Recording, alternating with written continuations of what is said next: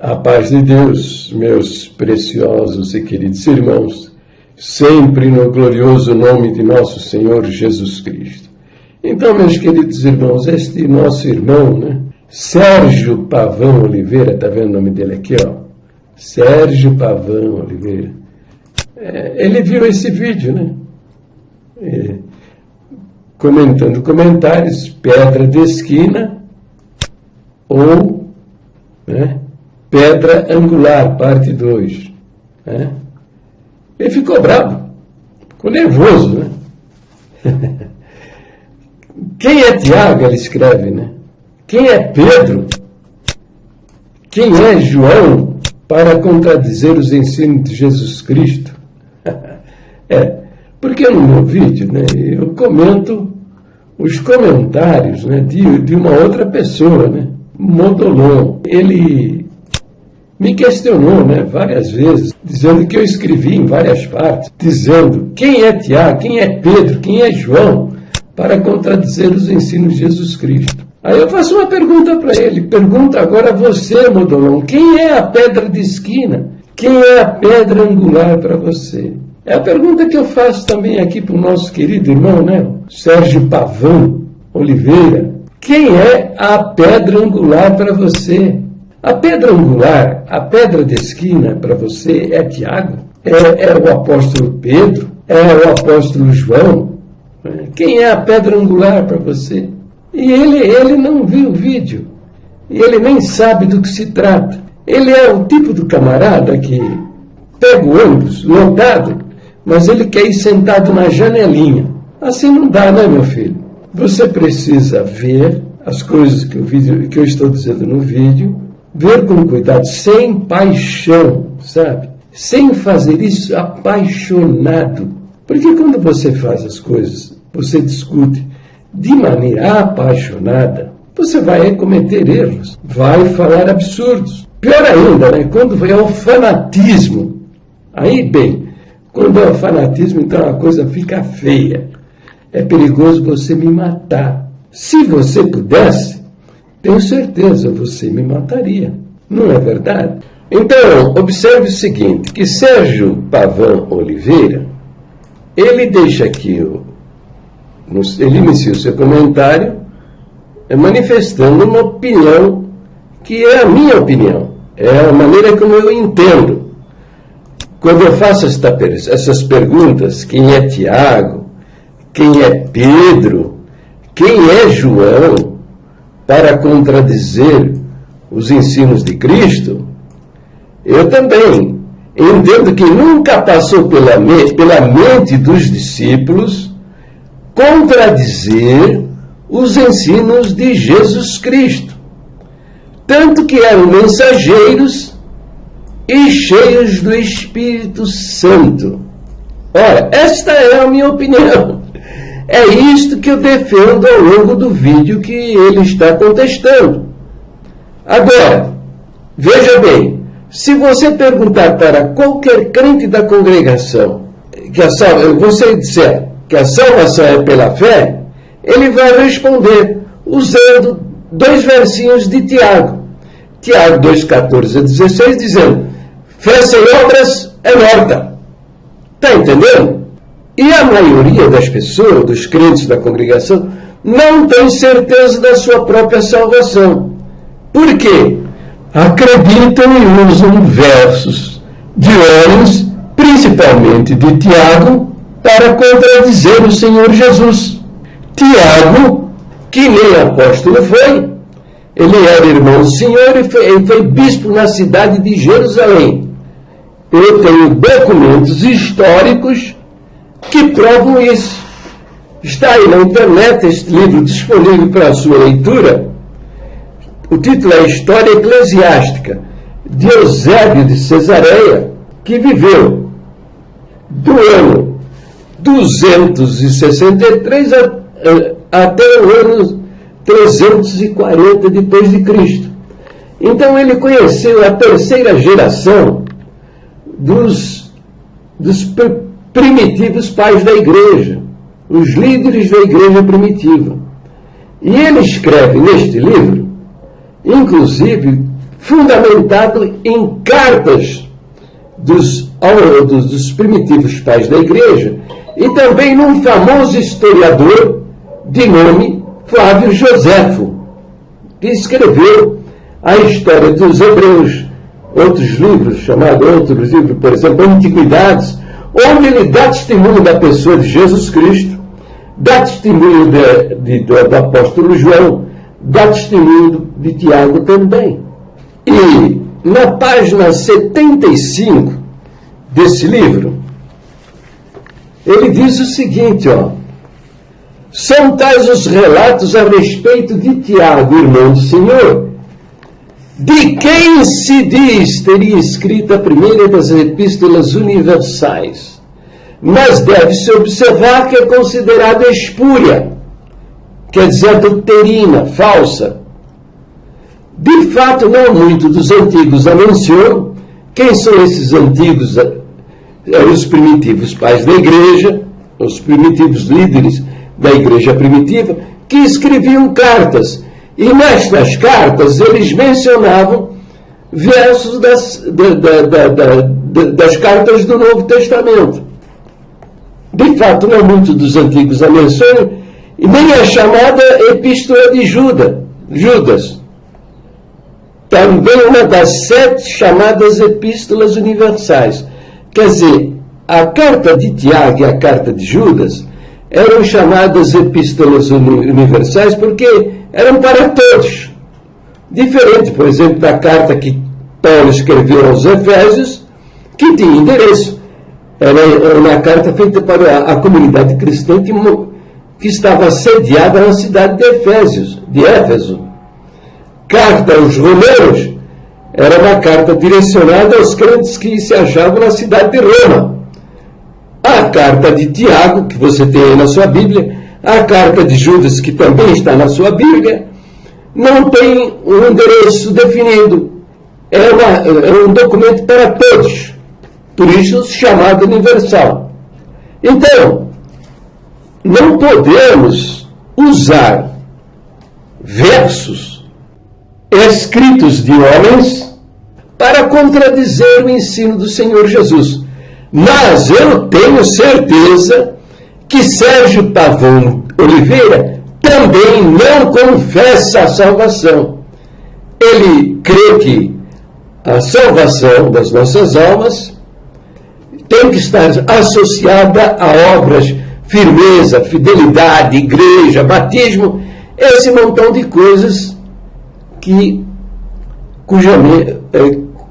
a liderança colocou na mente dele, por meio de linguagem subliminar, manipulando a sua mente. Então, se o nosso querido irmão aqui, o Sérgio Pavão Oliveira, ele tivesse visto o vídeo e os comentários apensos a este vídeo, ele saberia do que eu estou tratando. O Modolon, em muitos dos seus comentários apensos aos meus vídeos, ele defende a salvação pela fé associada a obras. E o Senhor Jesus, ele não ensinou nada disso. Entre muitos comentários, Entre muitos comentários que Valmir Modolon, está vendo o nome dele aqui, Valmir Modolon, ele tem feito aos meus vídeos, eu vou destacar esse daqui. Ele diz, senhor Jair, quer dizer, eu não sou irmão para ele. Um cara que não sabe nem onde vai parar. Ele não tem certeza da salvação. A melhor esperança que ele tem é de ser julgado por um Deus que é justiça absoluta e santidade absoluta. E vai julgar não é com a minha justiça, né? Não sou eu que vou julgar. É um juiz que vê, né? Tudo com lente de aumento. Um juiz que é santidade absoluta, é justiça absoluta. Então, ele não sabe nem onde vai parar a sua alma. A melhor expectativa que ele tem é essa, de ser julgado. Entendeu? Então, é muito complicado.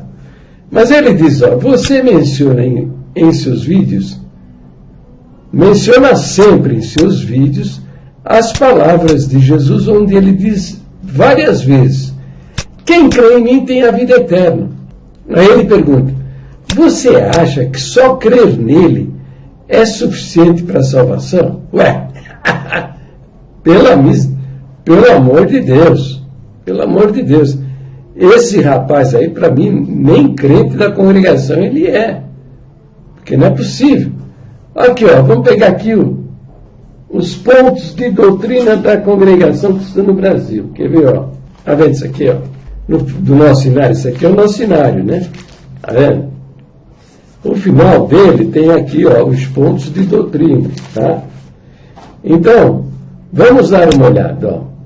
Pontos de doutrina da congregação cristã no Brasil, ó. Tá aqui, ó. Ok? Vou aumentar um pouquinho para você enxergar melhor, hein? Ó. Diz assim, ó. Nós cremos na inteira Bíblia, aceitamos lá como a infalível palavra de Deus. Ela é a nossa única e perfeita guia de fé e conduta. A ela nada se pode acrescentar, né? Ou dela diminuir. Eles já perverteram isso aqui, tá vendo? Isso aqui, ó. Já perverteram esse negócio aqui, tá?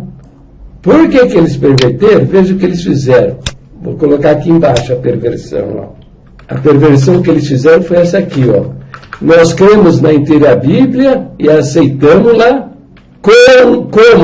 contendo a infalível palavra de Deus. Tá vendo? Já fizeram uma perversão aqui.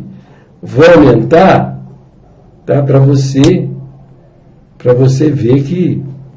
Tá vendo? Vou pôr até a cor vermelha aqui para você, tá? Onde está amor? Vamos pôr a cor vermelha aqui, ó. Tá vendo aí? Contendo a infalível palavra de Deus, tá? Então, eles fizeram essa perversão já, tá?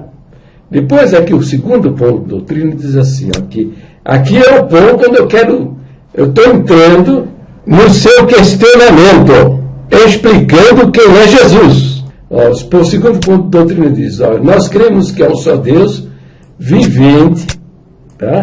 E verdadeiro, eterno e de infinito poder, Criador de todas as coisas, em cuja unidade há três pessoas distintas, o Pai, o Filho e o Espírito Santo. Que isso aqui já foi pervertido também, tá? Porque eles não creem na divindade do Senhor Jesus. O que eles fizeram? Eles sacaram aqui, ó, o verbo haver, ok? Tá vendo aí, ó? O verbo haver, vou colocar na cor vermelha. O tamanho dela aqui está aqui, ó. Ó. Vou pôr maior, bem grande para você ver. Aqui, ó, tá vendo? Em cuja unidade há, eles perverteram isso aí. Eles também sacaram essa frase aqui, ó, três pessoas distintas. Tá vendo isso aqui? Então, negando a divindade do Senhor Jesus. Vou colocar também em cor vermelha para você ver, tá vendo? Ó? Ok? Eles sacaram isso daí, tá? Eles fizeram a seguinte perversão. Tá? Em cuja unidade estão o Pai, o Filho e o Espírito Santo. Qual é a diferença entre essas duas situações? É que o verbo haver, tá? Ele indica uma situação que não muda. Tá? O Senhor Jesus, ele é parte inerente da personalidade de Deus na eternidade, quando não existia absolutamente nada. Agora ele assim será eternamente. Não se dissocia, tá? Em outras palavras, não existe Deus sem o Senhor Jesus. Você lê lá no Evangelho de João, capítulo 1, no princípio era o Verbo, e o Verbo estava com Deus, e o Verbo era Deus. Todas as coisas foram feitas por Ele. Ele quem? O Verbo. E sem Ele quem? O Verbo divino. Nada do que foi feito se fez. O que é verbo? Verbo é voz, é palavra, é enunciação. Você vê lá no livro de Gênesis, Deus dizendo, no princípio criou Deus o céu e a terra. E aqui em verso 3 diz, e disse Deus, haja luz e houve luz. E disse Deus, haja expansão no meio das águas e haja separação entre águas e terra. Quando Deus, você lê que e disse Deus, é o que você encontra lá no Evangelho de João, o capítulo 1, é Deus falando, criando todas as coisas. A palavra verbo significa voz, enunciação. É Deus. Então, nós temos aqui então a primeira perversão. Substituição do verbo haver pelo verbo estar. O verbo estar mostra uma situação que muda, uma situação que admite mudanças. Por exemplo, hoje você está doente, mas amanhã você toma esse remedinho aqui e você vai estar curado. Com isso eles estão querendo dizer que Jesus não é Deus. Ele está Deus, ele foi promovido a Deus, mas ele nunca foi Deus. É o que eles ensinam lá na lista secreta de ensinamento. Eu vou colocar depois na edição do vídeo o dia, o ano top, quando eles dizem que depois da ressurreição é que Deus o fez Cristo Senhor. Então, como foi mostrado, Senhor, o Senhor Jesus é Senhor desde antes da eternidade. A palavra de Deus, a Bíblia diz que Ele é o Criador da eternidade. Não existia nada, nem a eternidade existia. E Ele criou a eternidade. E o verso 14 do Evangelho de João, está vendo aqui, ó? E o verbo se fez carne e habitou entre nós. E vimos a sua glória, como a glória do unigênito do Pai. Unigênito do Pai, ó, a glória do unigênito do Pai. Cheio de graça e de verdade. Então, por que fala unigênito do Pai? Porque o Cristo, que habitou entre nós, foi o único gerado pelo Pai no ventre de uma mulher. Criou-se, então, essa relação pai e filho, que antes não existia. Ele era o verbo de Deus, é a fala de Deus. Se você achar, ou pensar, ou acreditar que um dia Jesus Cristo foi criado por Deus, você está acreditando que teve um tempo que Deus era mudo. Ele não tinha voz, ele não tinha expressão. Quando o verbo se fez carne, e o verbo se fez carne e habitou entre nós, então daí ele recebeu o título de Cristo, o Messias, aquele que foi enviado. Entendeu? Na eternidade não era o Cristo. Por quê? Porque ele ainda não havia sido enviado. Quando enviado, habitou entre nós, então ele recebeu o título de Cristo no grego, Messias no hebraico, que significa aquele que foi enviado. Então é o seguinte, né, meus irmãos? Isto posto, né? Essa pergunta do senhor, do nosso querido Valmir Maldonado, está vendo aqui, ó? Que ele diz: você acha que só crer nele é suficiente para a salvação? Com toda certeza eu respondo. E isso ele afirma várias vezes, ó. 20 vezes, caramba! 20 vezes, eu botei aqui só para você ver. Tá entendendo? Só para você enxergar. Você talvez vai ter muito segredo aí, ó. Tá vendo aqui, ó? 20 vezes. Ele afirma várias vezes, 20 vezes com os verbos ter e ser no presente do indicativo, cara.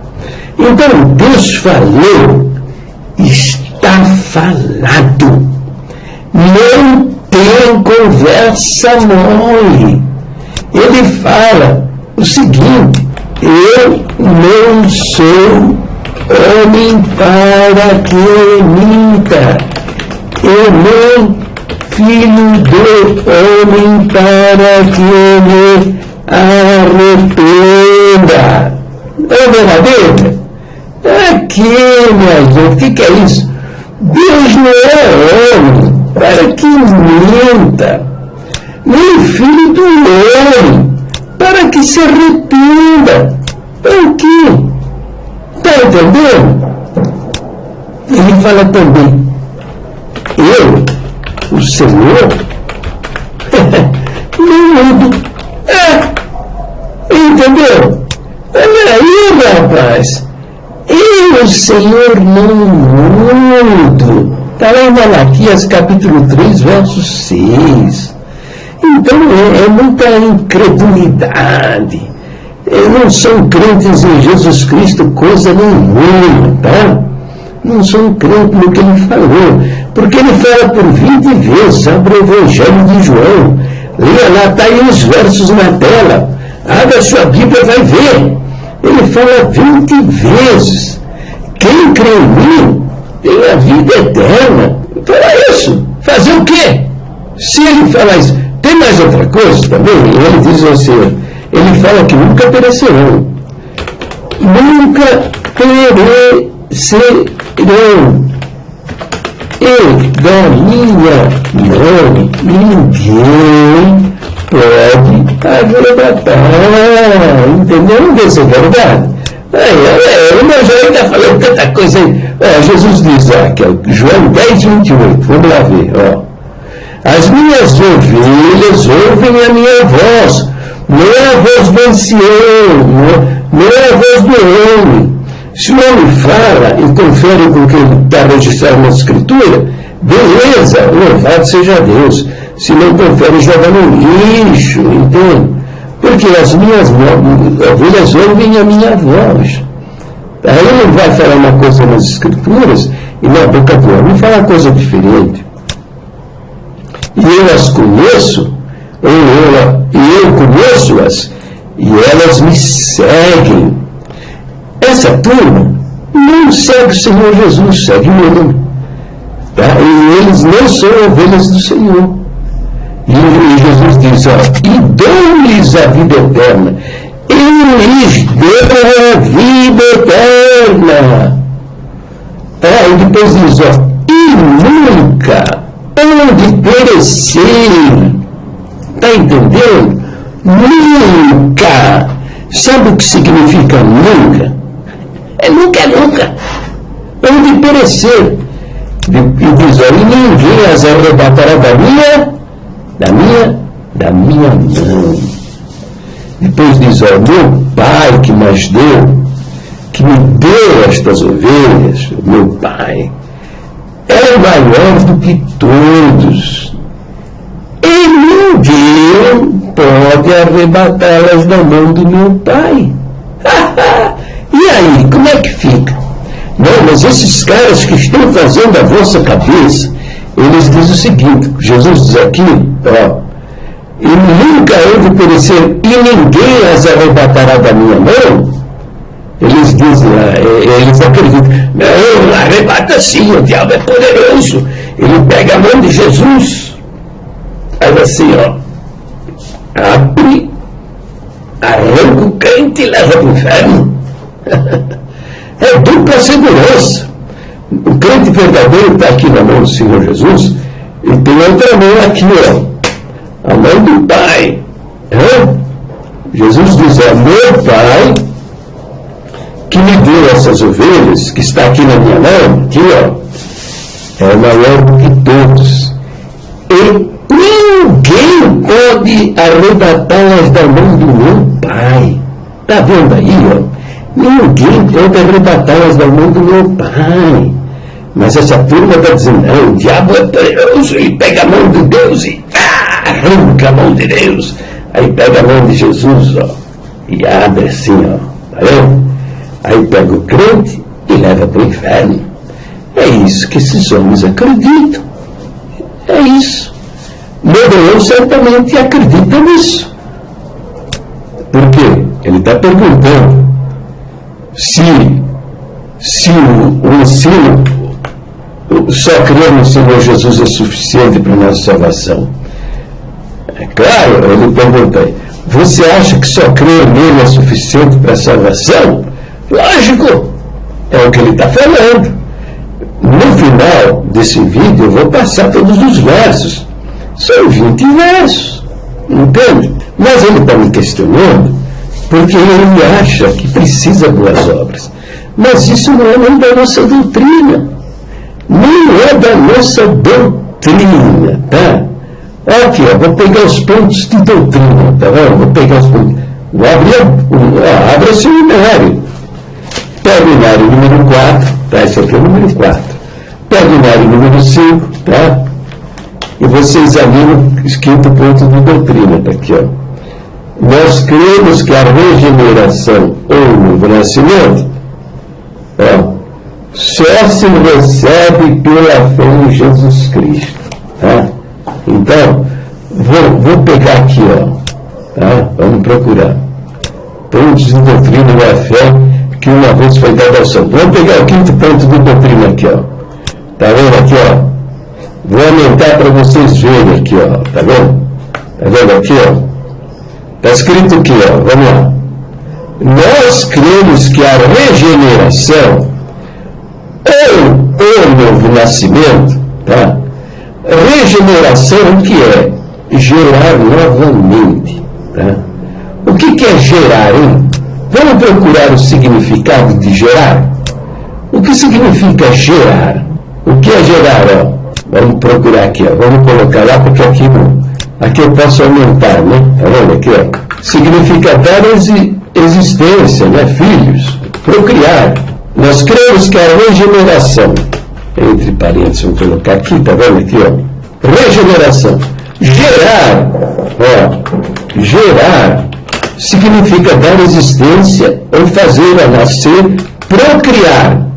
Regenerar quer dizer gerar, dar existência, fazer nascer, procriar filhos. Novamente, aqui diz o novo nascimento. Então você nasce uma vez do ano, como diz lá no Evangelho de João, diz aqui, ó, mas a todos quantos o receberam, quer receber Jesus, você crê na sua palavra. Deu-lhes o poder de serem feitos filhos de Deus, a saber os que creem no seu nome. Depois diz, os quais não nasceram do sangue, nem da vontade da carne, nem da vontade do homem, mas de Deus, nasceram de Deus. Por isso, o ponto de doutrina está dizendo, né? Está dizendo, ó, que é um novo nascimento, nascer de novo. Mas primeiro é gerado. Como é que é gerado o novo ser, o novo crente, esse novo nascimento? Como é que é gerado? Pela palavra. O Senhor Jesus mesmo diz, ele fala que a semente é a palavra de Deus. A semente é a palavra. Ele fala na parábola do semeador. Os discípulos não entenderam. Aqui, ó, ele pregou, ele ensinou a parábola do semeador. O semeador saiu a semear. E teve a semente que caiu em terra que não tinha profundidade, e veio o sol e queimou, porque não tinha raiz, ela se secou. A outra caiu no meio dos espinhos, e os espinhos sufocaram a semente e não deu fruto. Mas teve a que caiu em boa terra e deu fruto. E cresceu e produziu 30, outra 60, outra 100. E os 12 discípulos perguntaram, que eles não entenderam essa parábola. E Jesus diz, né? O que semeia, semeia a palavra. Entende? Então, a palavra de Deus é a semente. A semente, quando cai no coração do homem, e ele de fato crê, ele nasce de Deus, nasce de novo. Para o vídeo por aqui, que já está comprido demais, vamos continuar comentando o que disse esse nosso irmão Sérgio Pavão, e os comentários feitos por Modolão. As perguntas do Modolão foram perguntas inteligentes e nós vamos respondê-las uma a uma. Agora você está vendo passar na tela os 20 versos que falam sobre a nossa salvação, onde Jesus diz que quem crê nele tem a vida eterna, e também você vai ver as pessoas que foram salvas somente pela fé. Eles não tinham obra alguma para apresentar diante de Deus. Aliás, veja, que obras tinha o ladrão na cruz, para ser salvo? Nenhuma. Ladrão era não. E o Senhor Jesus disse, em verdade te digo, hoje estarás comigo no paraíso. O que tinha o ladrão que, como consequência, sua alma foi salva? A fé que salva. É ele se aproximou de Mateus, que estava trabalhando, coletando impostos. Mateus era um publicano, quer dizer, um servidor público. Como todos nós sabemos, funcionário público é uma coisa terrível, né? A grande maioria é ladrão. Mateus era considerado, os publicanos na nação de Israel, eles eram ladrões. Eles cobravam para o Império de Roma, mas também, né, pegavam lá uma parte para eles. Eles pegavam o que nós chamamos de, né, esqueci até a palavra, pegavam um dinheirinho para eles, né? E também eles eram considerados traidores da nação de Israel, porque estava a serviço do Império de Roma. E o Senhor chega perto dele e diz: Mateus, vem e segue-me. Que obras tinha Mateus para ser um crente escolhido do Senhor e ter a sua alma salva? Mateus não tinha obra nenhuma. Ele era um traidor e cobrador de propina. Ele pegava propina para o bolso dele, né? O Senhor Jesus ia passando, né? E cercado de uma grande multidão. E tinha um homem pequenininho que queria ver o Senhor Jesus. E o que ele fez? Subiu numa árvore lá de cima para ver o Senhor Jesus ensinando as pessoas. E Jesus olhou para ele e falou: Zaqueu, desce depressa, hoje me convém estar na tua casa. E entrando na casa de Zaqueu, o Senhor Jesus disse: hoje entrou salvação nesta casa. Estavam ali Zaqueu, seus parentes e seus amigos. Que obras tinha Mateus, publicano, traidor e cobrador de propina, ladrão? Que obras tinha Zaqueu, que era o chefe dos publicanos? Quer dizer, ele era o chefe dos ladrões e era o chefe dos traidores. Nada, não tinha obra nenhuma. Mas o Senhor disse: hoje entrou salvação nesta casa. Quer dizer, todos que estavam ali estavam salvos. Mas não é verdade isso? Então, está provando que não tem nada a ver com obras. Nada, nada, nada. Pedro, o Senhor mandou ele na casa de um centurião romano. Tá certo? O centurião romano era um comandante de tropas. Seria, por exemplo, usando uma figura conhecida de todos, um capitão do exército brasileiro. Seria semelhante. E tinha sob seu comando 3 pelotões, cada pelotão com mais ou menos 50 homens, comandado por alguém que seria, por exemplo, um sargento. Está entendendo? E ele mandava os soldados entrar nas casas, matar as pessoas e tirar da casa os bens para dar ao imperador romano. Que obras tinha esse centurião? No entanto, o Senhor mandou Pedro ir lá falar do evangelho para esse centurião. O nome dele, Cornélio. E o que aconteceu? Pedro nem tinha terminado de falar, de fazer a sua pregação, e o Espírito Santo de Deus caiu sobre eles todos, e todos eles ficaram cheios do Espírito Santo. Eu pergunto para vocês, que obras tinham esse centurião para receber semelhante a sua salvação? Ele, seus parentes e seus amigos que estavam ali naquela casa, eles não tinham obra nenhuma para apresentar, foram salvos pela fé. E Saulo, o apóstolo Paulo, ele viu Estevão, o primeiro mártir, ser apedrejado pelos sacerdotes judeus e pelo povo. Ficou entusiasmado, se alegrou, procurou os sacerdotes no templo e pediu-lhes cartas para prender os seguidores do Senhor Jesus e partiu para a cidade de Damasco com uma tropa de soldados do templo para matar os discípulos do Senhor Jesus. E matou vários. E o que o Senhor Jesus fez com ele, no caminho a Damasco, o Senhor o fez cair do cavalo e falou com ele. E disse a Ananias, vai à rua direita lá em Damasco, procura a casa de, acho que é Matias o nome do crente. Lá você vai encontrar Saulo. Este é para mim um vaso escolhido. E Paulo foi salvo pelo Senhor.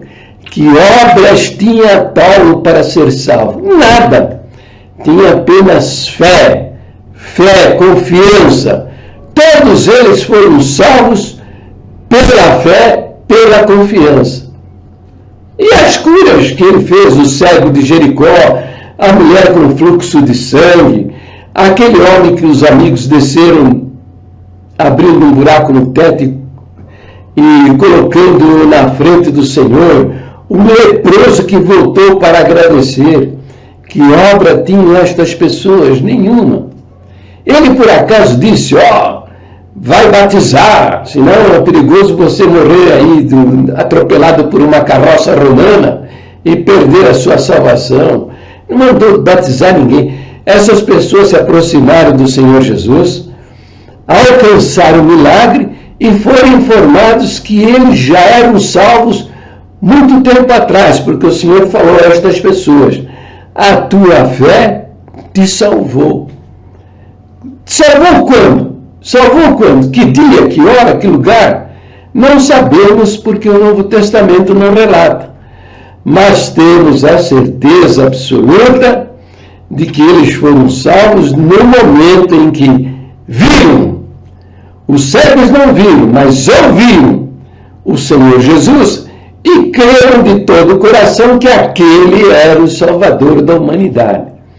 Então você que é crente da congregação, que fica associando coisas humanas, as suas boas obras, a sua firmeza, a sua fidelidade, o batismo com o qual você foi batizado por homens que apostataram até das suas doutrinas originais, você que acredita que é salvo por uma igreja liderada por matadores, assassinos de almas e destruidores de famílias, se arrependa, se converta, creia no Senhor Jesus. Esses versos que estão passando aí na tela, você decore esses versos, tá? Tenha eles bem guardados, colocados na tua mente e no seu coração. E comece a anunciar isso para as pessoas. Dizer a elas que o Senhor Jesus fez na cruz do Calvário tudo que nós necessitamos para a nossa salvação. E que se nós crermos na suficiência desse sangue derramado, nesse sacrifício que foi feito para a nossa salvação, nós temos a vida eterna. Nós temos o direito de entrar na glória de Deus e viver com Ele por toda a eternidade. Para o vídeo por aqui, confira na sua Bíblia os versos que eu estou apresentando. Deus abençoe a todos. No nome precioso do Senhor Jesus.